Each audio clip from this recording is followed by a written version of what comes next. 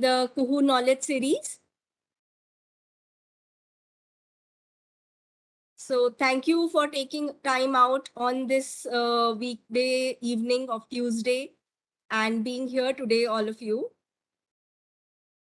So let me just give you a very quick introduction of Kuhoo. Kuhoo is an online student platform for education, for student loans. It is founded by Mr. Prashant Bhosle, and as per him, the biggest impediment for any Indian student to be able to pursue studies and academic courses of their choice and reach their highest potential is not the lack of capabilities or lack of aspirations or lack of knowledge, but most of the times it is the lack of access to finance for doing these kind of studies. So on that note, he started this platform with a vision to make financing and funding accessible to all, right?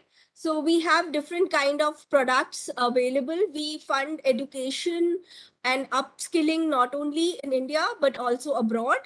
We have 3 products. Kuhoo Atmanirbhar, it is typically for 3rd and 4th year engineering students to complete their education, and then they get a moratorium period through which they can start repaying the loans once they find a job. We have loans for MBA students, and we also fund education abroad. We have partnerships across India.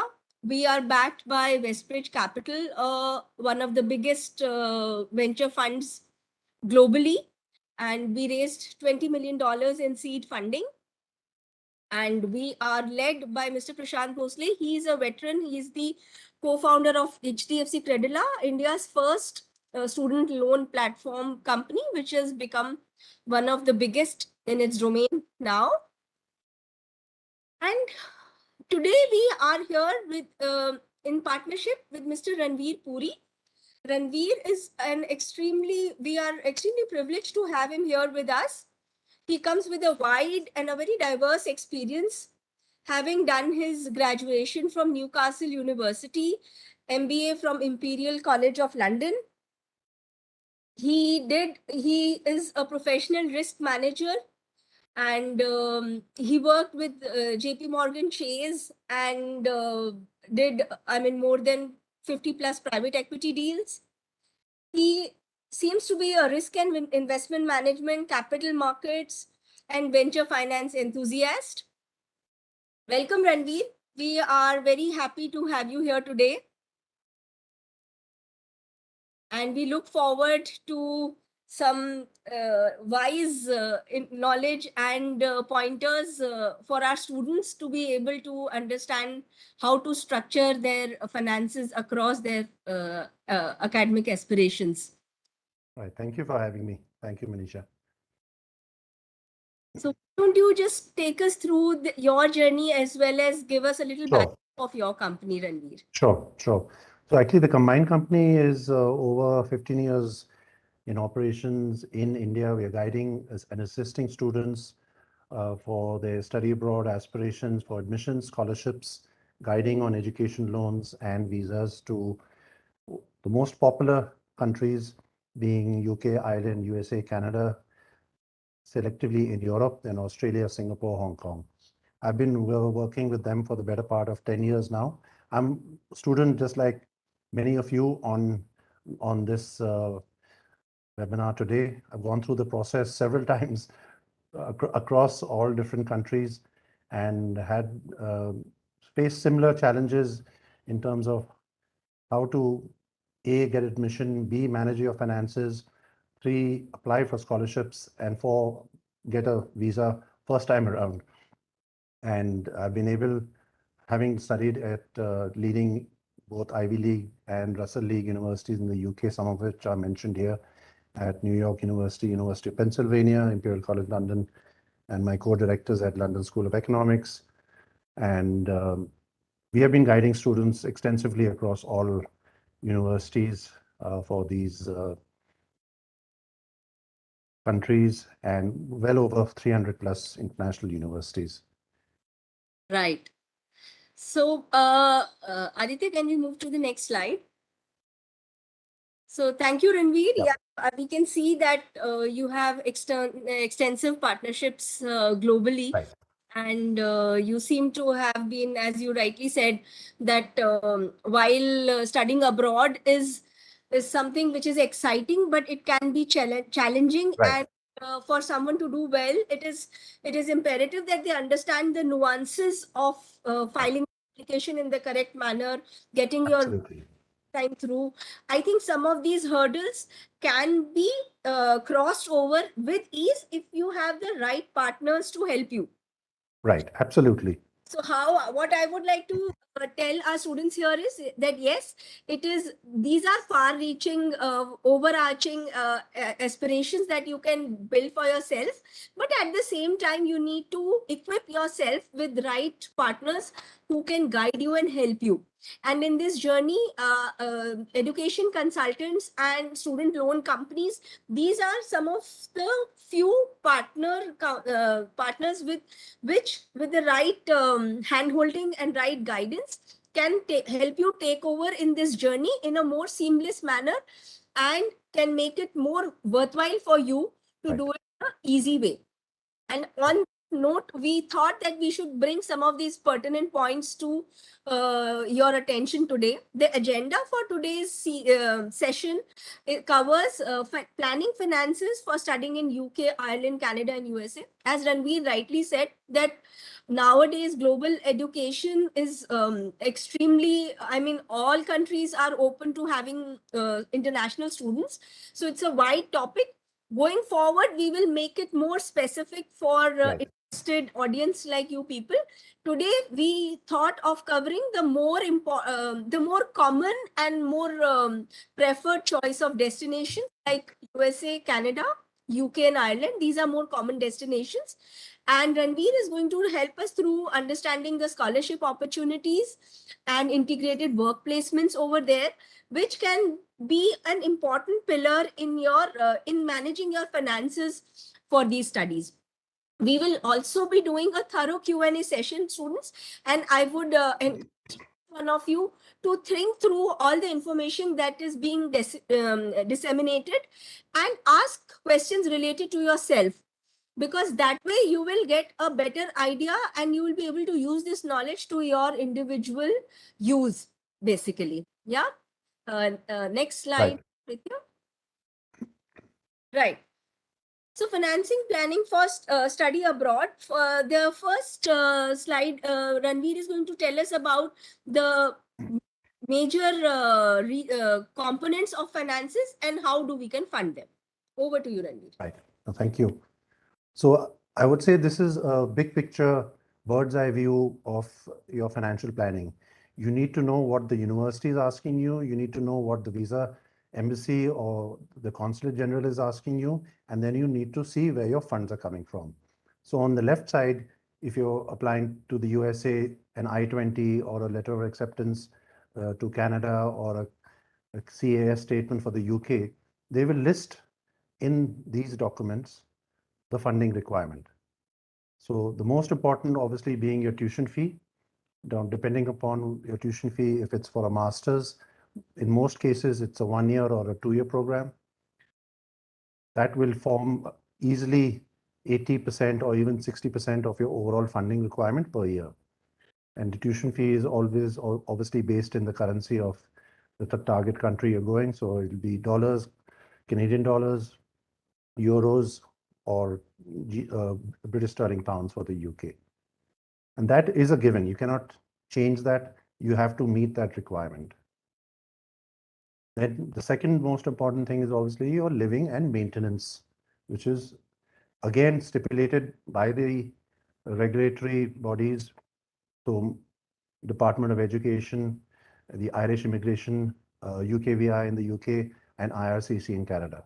They will stipulate that you need a minimum of certain amount of living expenses per year to maintain yourself and for the duration of your program. So again, if it's a 2 year program, it will be living expenses per year. So everything which is on the left is mentioned per year. Other things which are also relevant in most cases is health insurance, and they give you a certain bursary, or they mention a certain amount for your travel and books and related. So that a plus comes to your total requirement. So this is the bare minimum that you would need to budget. When you get your offer letter, you will see these things are very clearly mentioned. On the right side are your sources of funds.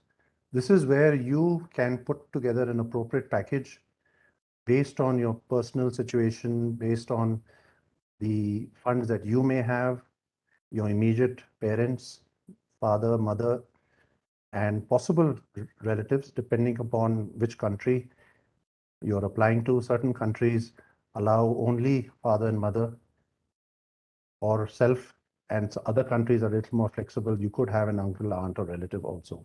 So loosely speaking, self funds, immediate family funds, and sponsor funds.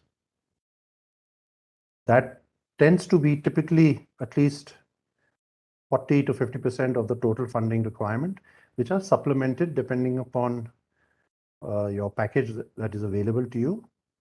The other two most important aspects are the scholarships, which is typically the merit-based scholarships based on your academics, which in most cases the university is providing you. There may be some external agencies such as the governments, such as the great UK scholarships, Tata Trusts, or Nehru scholarships, which are external agencies. For the most part, those are highly competitive, but something which you need to be aware of. They can form 5 to 10% typically of your scholarship, or if you're lucky, even 50%. Again, these are highly competitive. Yeah. And you need to be aware of it. In the next few slides, I've got certain examples, typically of what kind of scholarships are available country to country, and especially of what kind of courses.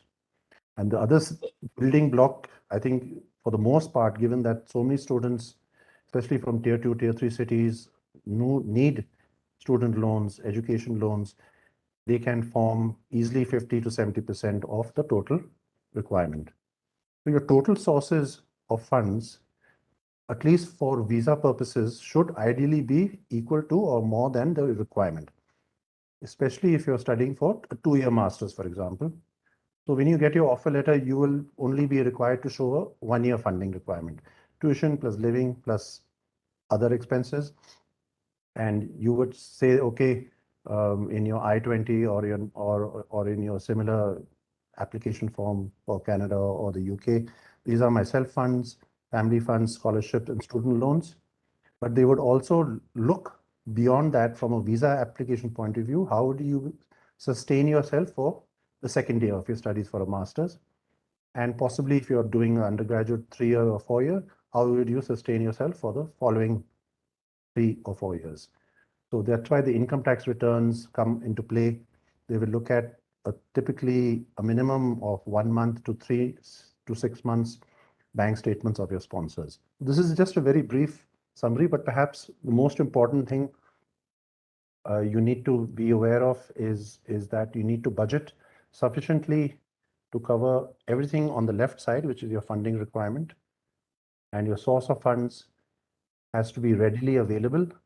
So typically, the source of funds is savings bank accounts, fixed deposits. For the most part, some countries can also allow financial market instruments such as mutual funds and debt funds. But for the most part, funds have to be readily available. Any Right. scholarship has to be validated by either the university in the I-20 or in the LOA. So it will say on the right-hand side, this is the scholarship which you got, $5,000 or 10,000 Canadian, depending upon the course and the university who is granting it to you. And for the student loans, typically, if it's a pre-visa disbursement, then the funds have already been in your account. And if it's a post-visa disbursement, depends on the country to country. And what all of these have to be substantiated to show that these funds are genuine and available to you and readily available to cover everything which is on the left side. Your funding of your tuition, living, and health insurance. So just keep that in mind. I think this is the big picture statement. The rest that I have in the slides is more country specific in terms of the kind of scholarships and other work placement opportunities which are available, and we can come back to this if required. Right, right. So this was really very helpful, Ranvir. One question from my side here is that when we talk about living expenses, and as you said that these are government stipulated amounts, Right. which is like a benchmark. So are they prone to change every year, or how is it? So like someone, if they're looking to go abroad 2 years hence, then what are some of the key points that they need to keep in mind? Sure. So by and large, these are government regulated, as you rightly mentioned. There's very little change over the years. Okay. So Canada has always, by and large, been Canadian $10,000. Okay. Ireland has been 7,000 euros, which has now become 10,000 euros over after maybe 2 years. Okay. Similarly So there is an average number an a average student number. needs to keep in That's mind right. while planning things. That's right. Second question that comes to my mind here itself is that scholarships can actually play a very big role in terms Right. of helping you finance, and but by the connotation itself, it is a little intimidating and overwhelming for us Indians, because anyways in India the competition is very steep, because for maybe just for 3 scholarships the number of students applying can That's be right.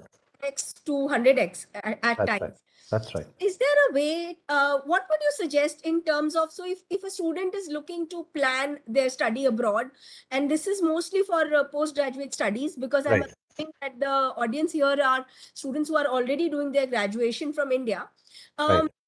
Would you like to give a couple of pointers as we will delve deeper in on country specific situations ahead, but some pointers in terms of how should they start looking at scholarships and maybe do certain things in their current years to make them more eligible? Right. Absolutely. So the scholarships, certainly from the external agencies and the government agencies, can be significant, and as you rightly mentioned, they're highly competitive. And like the INLACs, the Commonwealth, they are fully funded scholarships, 100%, which is tuition plus living. Most of them have to be applied 1 year in advance, which the deadlines tend to be between November of the previous year for the fall intake for the following year, with certain scholarships going up to March. Between November and March is typically for the following year. You need to keep that in mind. Those are 100% scholarships. Right. You also need to keep in mind that each of these trusts or scholarships are promoting certain type of programs. Right. And so, for example, in the arts, in fashion, media, creative arts, photography, there will be certain other scholarships. There will be other scholarships for politics, law, international relations, development studies. Right. So you have to meet the specific criteria of that specific trust or scholarship, which is something why it's, you need to start typically 1 year in advance, if not even 18 months in advance. So see what your profile is. You ideally need to be a graduate at the time of application. That means you need to wait 1 year after your graduation to apply for the following year. Okay. So that's your typical fully funded INLAC, Chevening, Rhodes scholarships, which is obviously tuition plus living, fully funded, highly competitive. The others tend to be covering between 50 to 75%, which are the government funded scholarships to study at those target specific universities. And each government has a stipulation as to which university you can study at, or for which course, and how much. So it can vary from 25%, but go as to even 50%. Those are slightly easier, but again, highly competitive. So that is something you need to be aware of. You need to know what your budget is. If scholarships are the only or the majority source of your financing, then you need to start spending a little more time doing the research. And I've got a list of some of the scholarships that I mentioned. Sure. Yeah. Yes. Yes, Ranveer. So this was very helpful, and I would just like to add here, students, that as Ranveer has pointed out, it is all these scholarships are designed with a purpose to promote certain programs, certain studies with some kind of research or garnering or attracting merit-based students in particular areas. Right. So on that note, you guys need to focus and narrow down your programs, your country of choices, and some of the colleges and universities which you aspire to pursue. And from there, you should then do your adequate due diligence and research in terms of what grants, aids, and scholarships are available in those particular universities. And to build a roadmap, a clear repository of all the data points in terms of these scholarships, what are their criteria, because once you have completed your graduation, you may not be able to fulfill some of the conditions which Right. are related in those. That's So right. it would be a good idea to start thinking from today itself. If you have 2 years, 3 years from now, then that is your biggest advantage, and it makes the playing field that much more easier for you to pitch yourself and position yourself. And one last point before moving to the next slide is that gaining a scholarship, winning a grant is not only about money, it is also a part of your esteem and how That's right. professors, the universities, and your future employers look at you. That's right.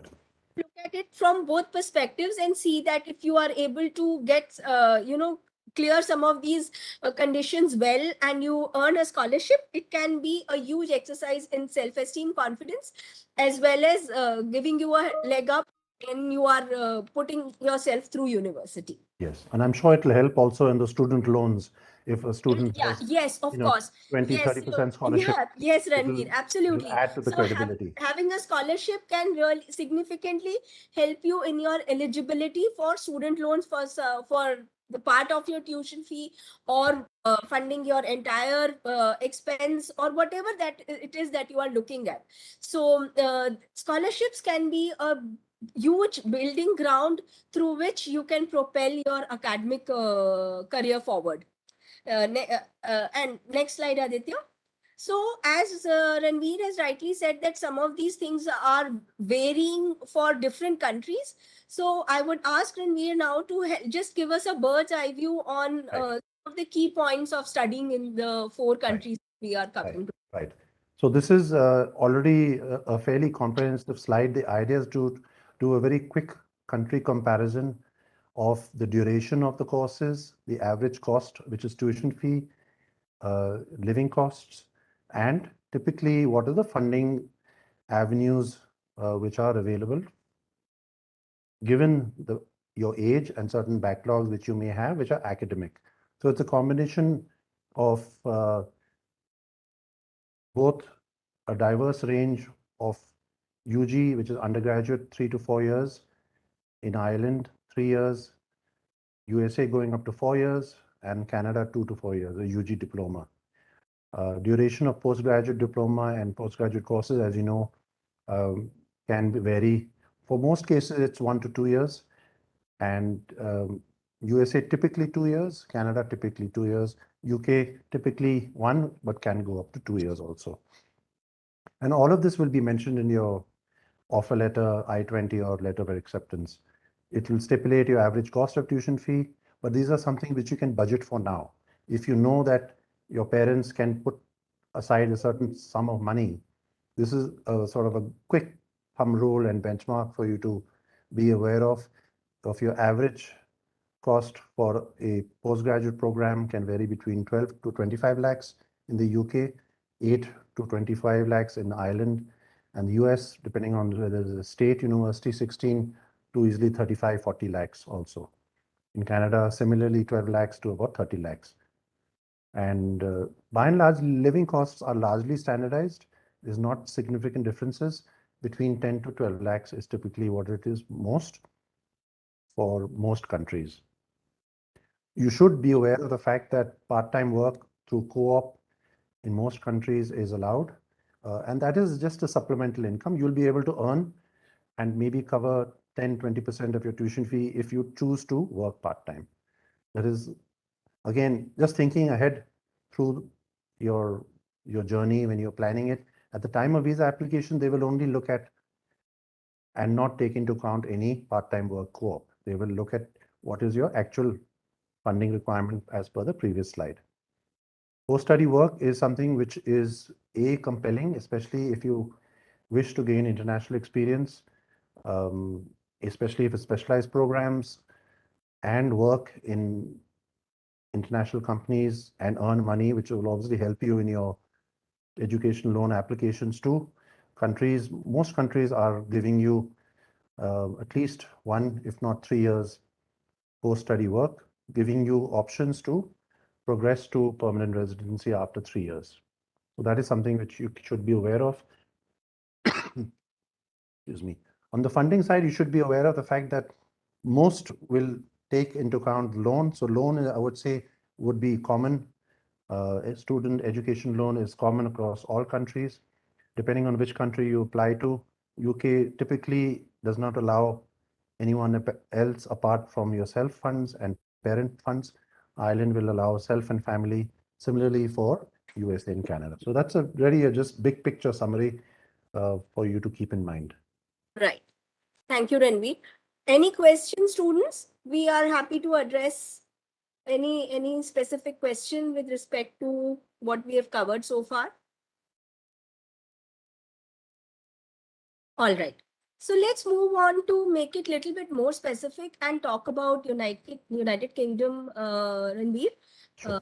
We can move to the next slide. Yeah. The idea is just to give you a brief snapshot of each country and what is the indicative scholarships and work placement opportunities. Just very briefly, all of these countries have universities in the top 100 QS world rankings. UK has easily 18 to 20 of them. They have 2 intakes, which is typically a Jan intake and a September intake, things which you need to keep in mind when you're planning your admissions. And scholarships are typically between the university for the most part and selectively government and external agencies. So you need to be aware of that. They are integrated master's work placement, so it's a 1+1 program. And the next slide actually indicates which are the most popular universities. So it's a 1-year taught degree followed by a 1-year placement, which the university helps to place you on a competitive basis in industry, and you actually earn a stipend also. So it also helps you generates a certain amount of income. Part-time work is allowed both on and off campus. So if many of you are already bachelor students or even have a 1-year experience, it would be fairly easy for you to get work because you're already a mature student. If you've been working 1 or 2 years as a journalist or a computer science engineer, or in any field, we see a lot of students who have work experience. It's much easier on a competitive basis for you to find work. There's no limitation. 20 hours a week during term time and 40 hours during your vacation periods. And UK allows you to stay back under the new graduate immigration route to work without any sponsorship from an employer and do any kind of work not necessarily limited to your field of study, and gives you the opportunity to switch to other tier 2 employment which requires sponsorship. So it's a minimum 2 years stay back automatically given, provided you graduate from the university. Yes. Yeah. So, yes, Ranveer, I think this has made UK a very popular destination. And recently we read that the number of students being granted a visa has doubled in the past 1 year, and Right. almost 1,08,000 student visas were extended in the past academic year. Right. And Right. with the depreciation of rupee against dollar, while and also the European currency is depreciating against dollar, the cost of education is becoming more competitive and cheaper as compared to studying in US. Right. So Right. look at some of these aspects while planning your education, because UK has really made these policies fairly student friendly, and they are trying to attract there is a lot happening on for Indian students. I think there have been some relaxations here and there. Um, Ranveer, I would like to take up a couple of questions from students here. Yash is asking that what is the usual Cgpa cutoff to be eligible for universities or government mentioned scholarships?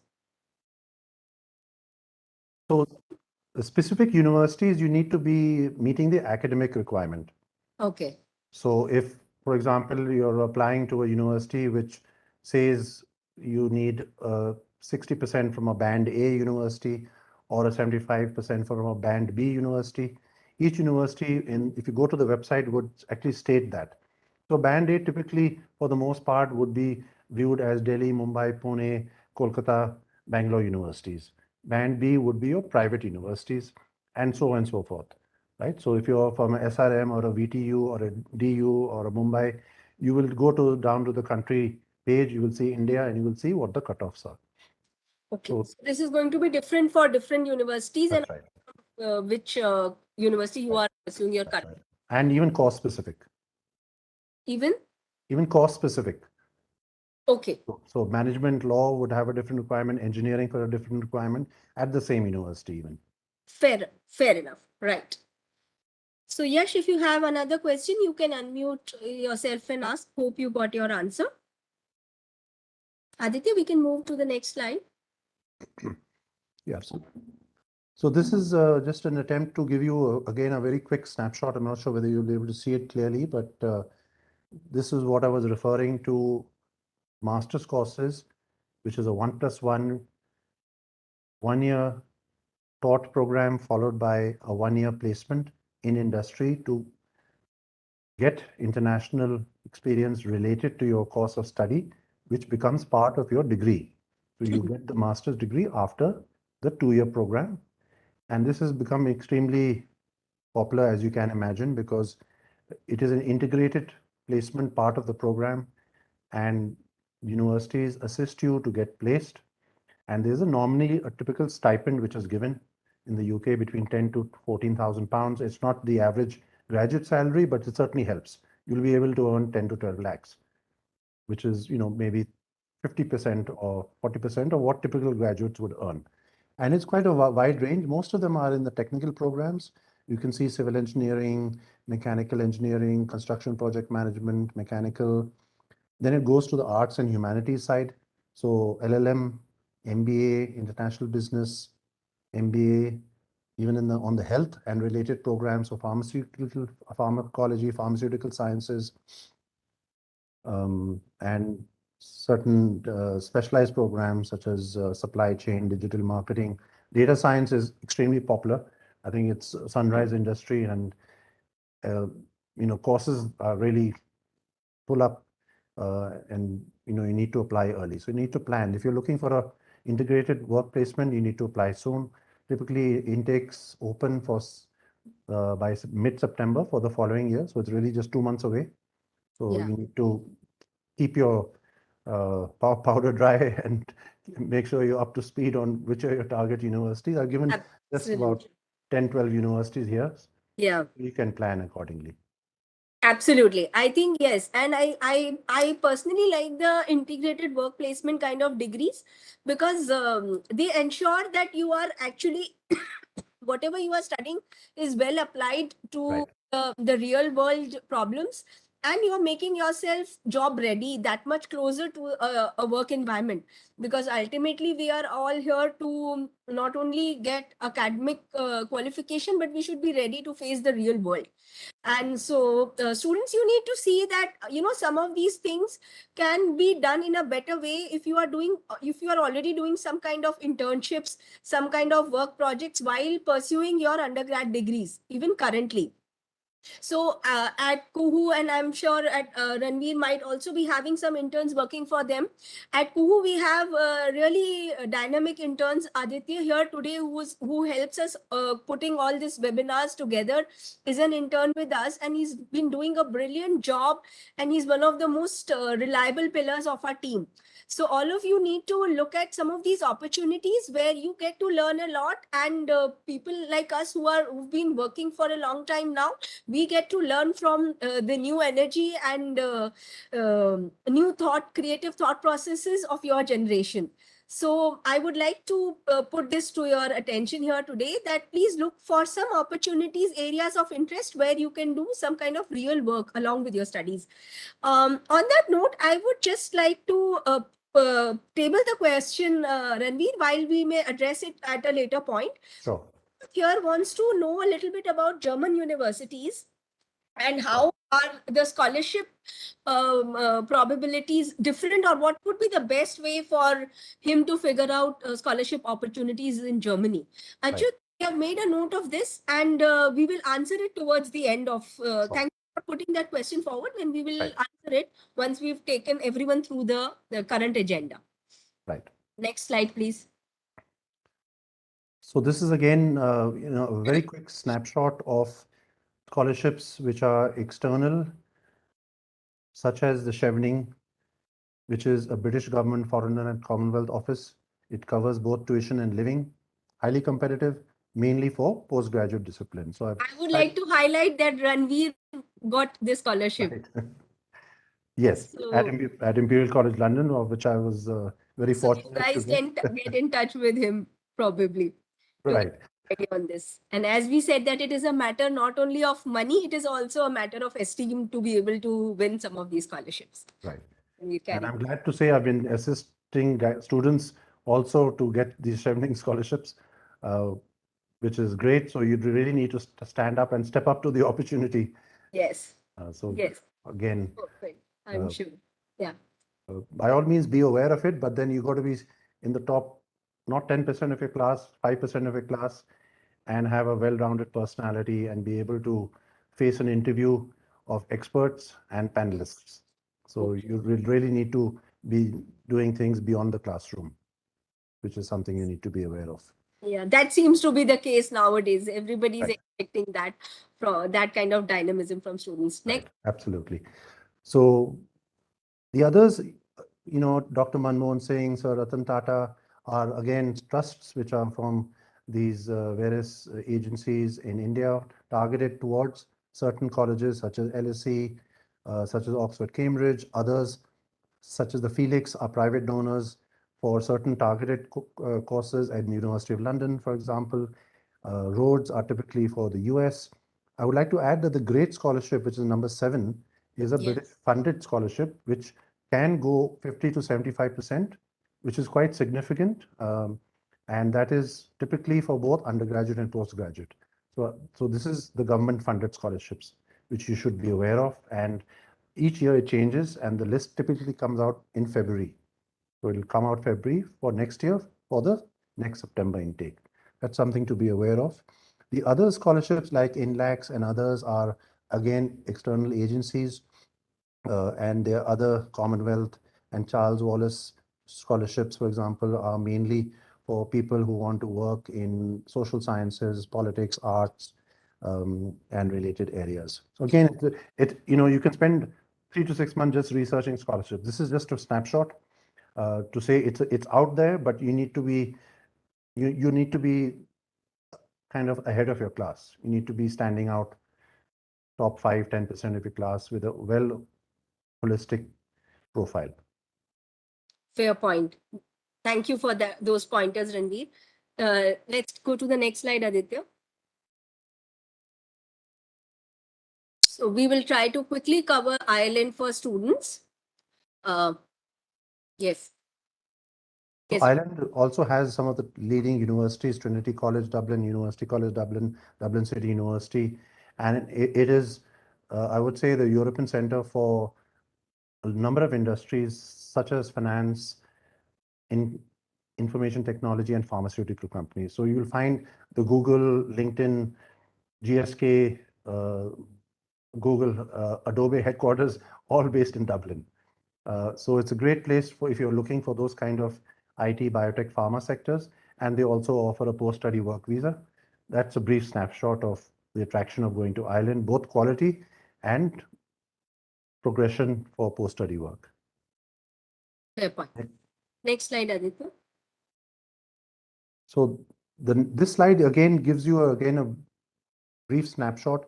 The most, I would say, liberal one being the Government of Ireland scholarships, which can go up to 100%. Again, you need to be in the top 5-10% of your class with extracurriculars and achievements to showcase your abilities. And the other ones can be university specific, such as item number 8, which is University College Dublin, Trinity College Dublin, University College Cork, and so on and so forth. The idea is just to see 100% highly aspirational, but 10-20% doable, but still you need to be above average. Yes, so I think the common denominator that is coming out of these discussions is that we may not get a full funding. Right. 20% is also a lot. Yes. And doing things in the right manner, winning some of these scholarships can also help you build a base.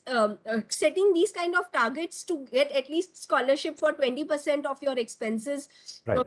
total fund requirement, can put you in the right path of having some dedication, some discipline towards achieving your goals. So at this age, setting yourself up with some certain goals can help you in your holistic development of your personality. So while the scholarship may be small, the learning that you might have gotten while preparing for that scholarship can build a broader base when you go for your jobs once you complete your academic pursuit. That's right. So I would encourage all the students here to have a longer view of things, not think only about the money aspect of a scholarship or a grant and any other action that you are doing. So let's say if you are going for an internship, don't only look at the stipend that you are making, the learning that is coming along with that, Right. the kind of, adhering to timelines, being disciplined, being able to deliver, being able to commit and go forth and push your comfort zone. So all of these learnings can have many fold consequences, beneficial consequences at a later point in your life. On that note, let's move on to our next destination country, which is Canada. Next slide, Aditya. So Canada is, as I'm sure many of you know, has and continues to be a favorite destination along with the US. Yes. Close to 150, 200,000 students go every year, and highly popular programs for diploma and degree-oriented studies. Yes. And has, well over 25, 26 universities in the top 100. Yes. Again, it is welcoming from a permanent residency point of view, but a visa aspect is different, which is, I go back to my slide, which is the summary. Age makes a difference. If you have gaps, it makes a difference for your visa application, especially more than 5 backlogs. That doesn't help. And if you're already a mature candidate, you need to be going for a qualification which is either equivalent at the same level or advanced further. So if you've done a master's degree, you cannot say, I want to do a postgraduate diploma because you're going a step down. So that has an impact for visas also. So you just need to be aware of the vagaries of each market. Yes. Yeah. Yeah. And on that note, I would also like to make everyone aware here that recently Canada has kind of really tightened their visa norms, and a lot of applications are being rejected.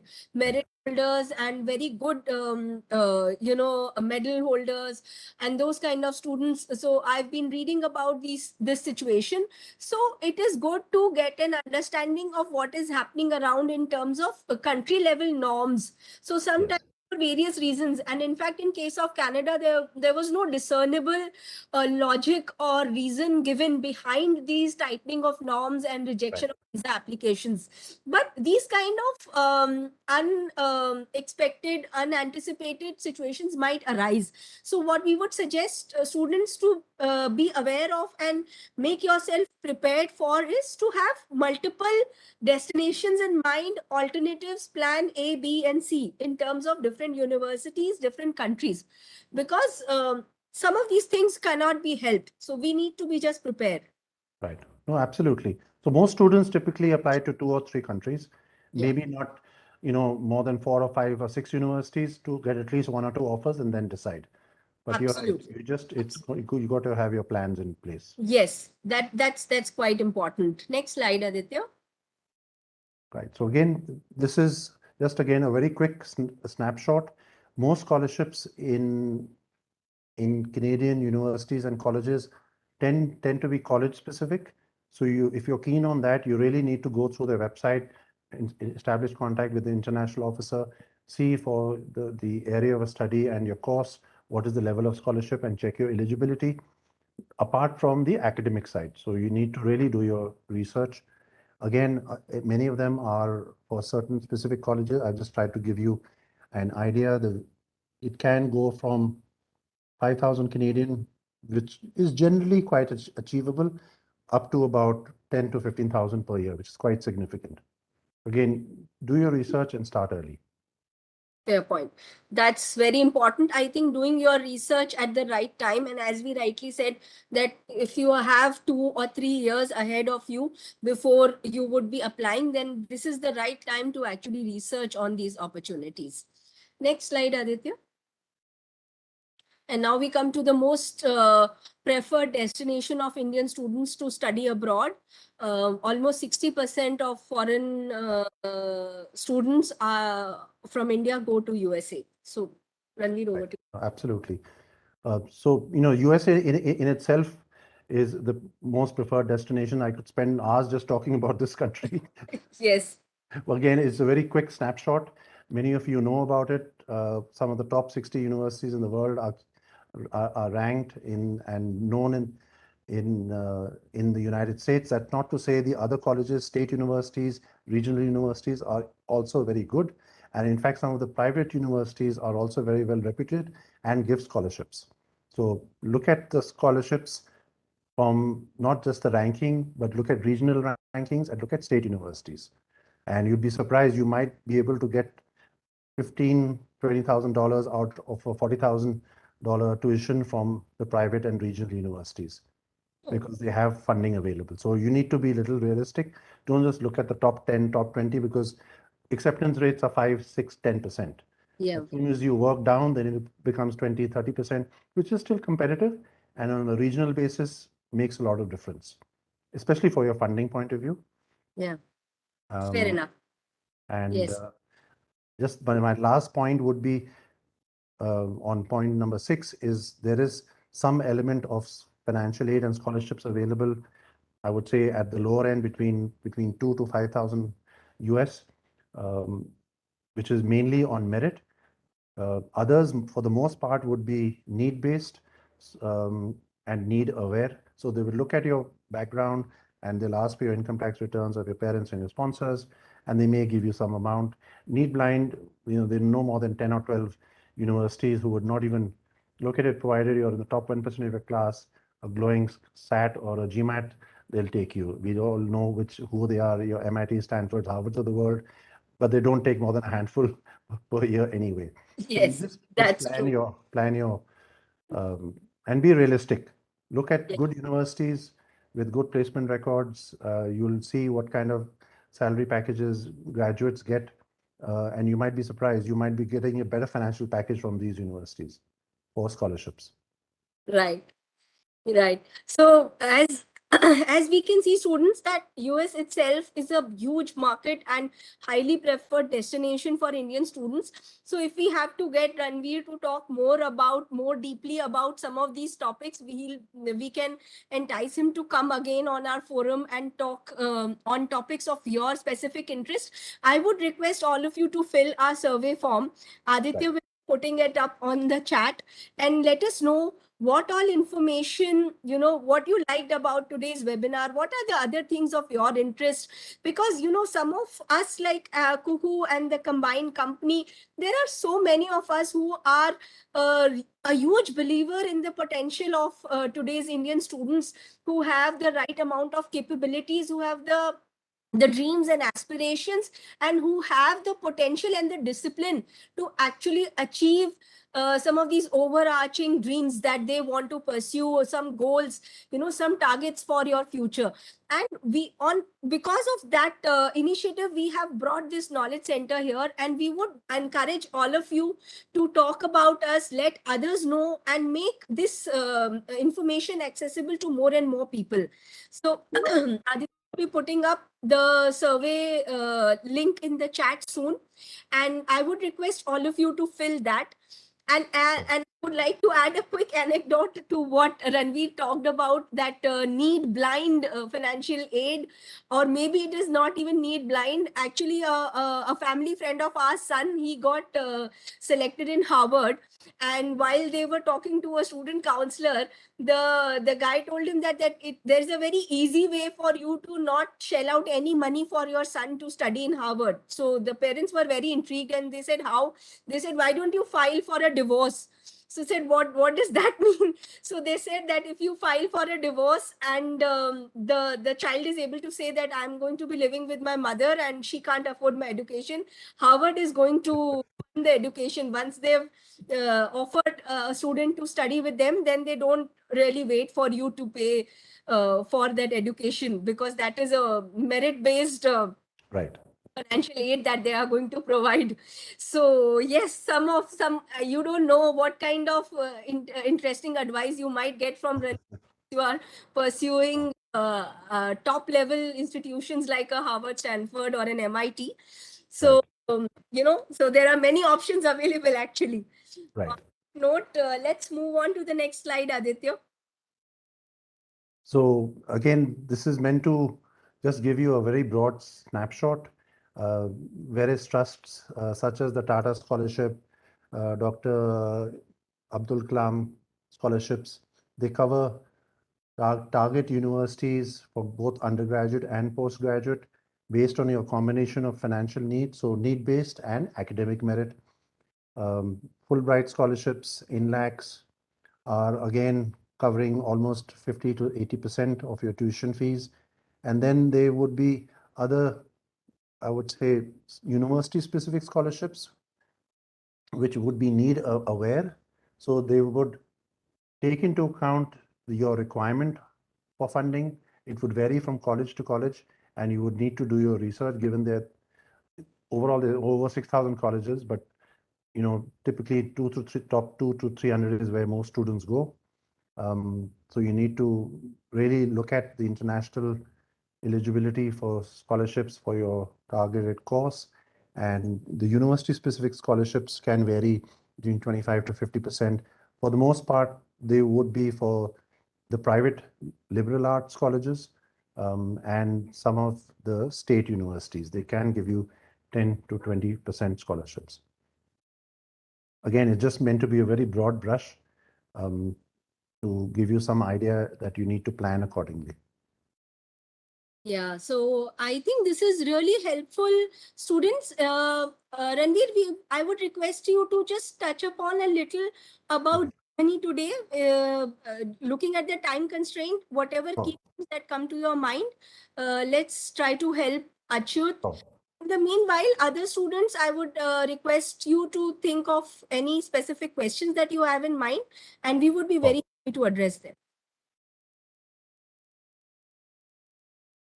Yeah, absolutely. You can put it in the chat, and even if it's something which you need to think about or get back, that would be fine too. But if you wish, you can certainly Yeah, so inquire.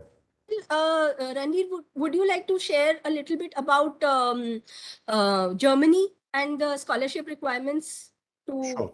So there are two kind of institutions in Germany. Those are the state universities, which are typically the DTUs, which are state funded. They have a very high academic requirement, um, which typically equates to a Cgpa of 8 to 8.5 out of a scale of 10. And those are typically in the engineering, IT, mechanical engineering fields, highly competitive. You need to typically have a German language equivalent to B2, so fluent in German language. So you need to also, if you think you want to go to Germany, you perhaps need to start learning and become fluent in German if you want to be studying at Yes, the German institutes. yes, I heard that from my son when he said, I can actually go for a free undergrad study in Right, Germany. I just right. need to master my German for that. Well, I would just like to qualify, it's not free, but it's highly uh, Yeah, yeah, it's highly nominal. It's like 2,000 euros a semester. That's yes, like 1.5 lakhs, like 4 lakhs yes, a year. So absolutely. very Yeah. nominal, but amongst the top universities, especially in engineering, IT, aeronautical, mechanical fields.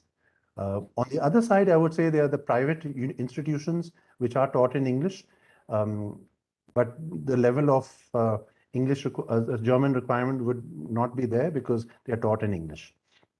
But Right. it would be helpful if you're looking to Germany, and especially if you want to work in Germany, you would need some basic level of even an A2 or a B1 equivalent, because most German companies, especially the medium size and the large size, would always speak in German. So it'll help you get employed. You will get an automatic 18 months stay back with a possible further sponsorship for a blue card. Right. Yes. So thank you for that.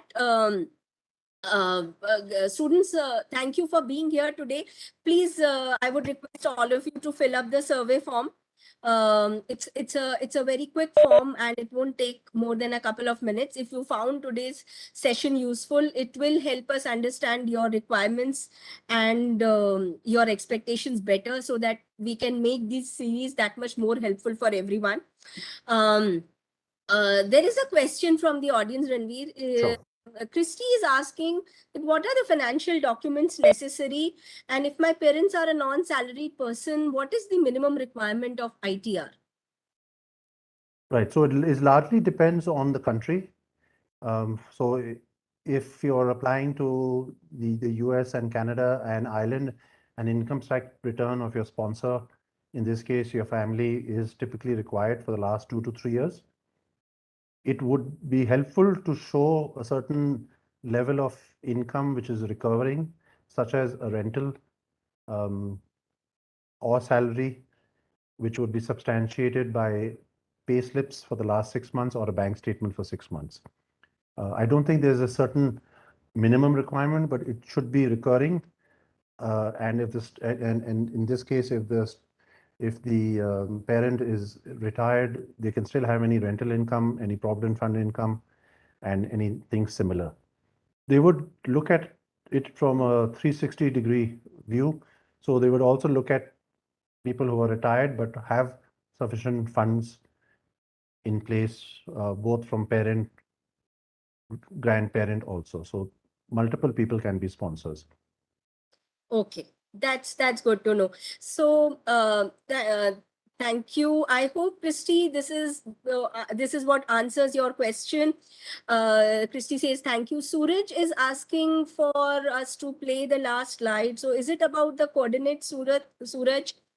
And in the meanwhile, I can see that a lot of you are hungry to know more about these aspects for countries like Singapore or Germany, as Achyut asked. So, guys, I would encourage all of you to please fill up the survey form, and we will be able to actually do curated sessions based on your, and more question-based sessions, because we Sure. want to make the topics narrowed and more specific for our audience, to help them build their profile, and it can play a big role in your guidance towards pursuing education abroad.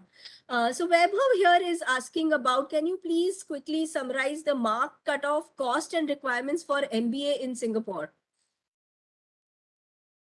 Fine. So there are two types of institutions in Singapore, the government funded ones, of which there are three: National University of Singapore, National Technological University, and Singapore Management Universities.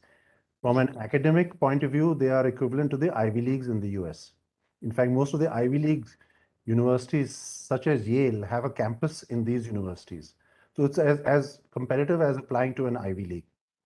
So you need a GMAT for the management courses, you need a good GRE for the engineering and science related courses, and a good bachelor's degree in 10th and 12th. So easiest thing is to get onto the website, but it will be largely in similar to most of the Ivy League requirements. And costing would be largely similar. Again, many of them offer joint degree programs such as NUS, NTU, and they're amongst the top 20, 30 ranked institutions in the world.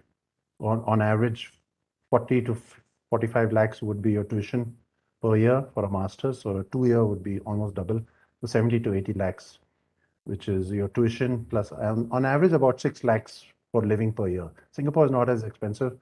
With a very large Asian community and fairly cost-effective accommodation. Yes, absolutely. Singapore is close to India, and Yeah. it is establishing itself as the most international business savvy hub Easily. in the Southeast Asia side, with all big financial companies, private equity funds, and Right. services having their head offices in Singapore. So Singapore can be a very good destination of choice if you are trying to study various streams of education.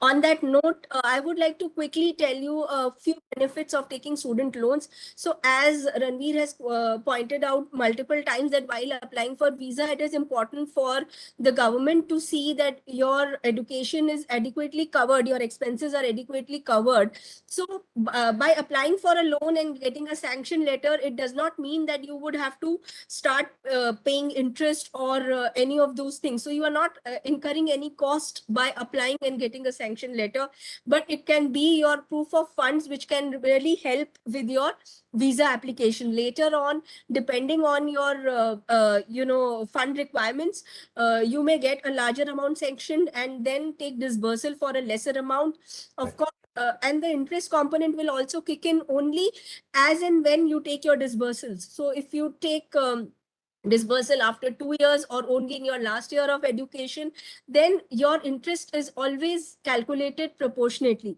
It is one of the only kind of loans where there is complete income tax rebate on interest Right. payment education loans in India. So it can be a huge benefit. So if you are hoping to get fall in the higher bracket of income tax once you start earning, then in that case, repaying an education loan can be lucrative, because you will be saving almost 20 to 30% amount of tax on the interest that is being paid. So there are many important benefits of taking student loans. And one of the bigger thing to understand is these new age online student loan platforms like Kuhoo, where we are not asking for collaterals from your parents. We are, in many cases, we are not even asking for co-borrowers when if we are giving loans to study in India for STEM courses, for MBA courses.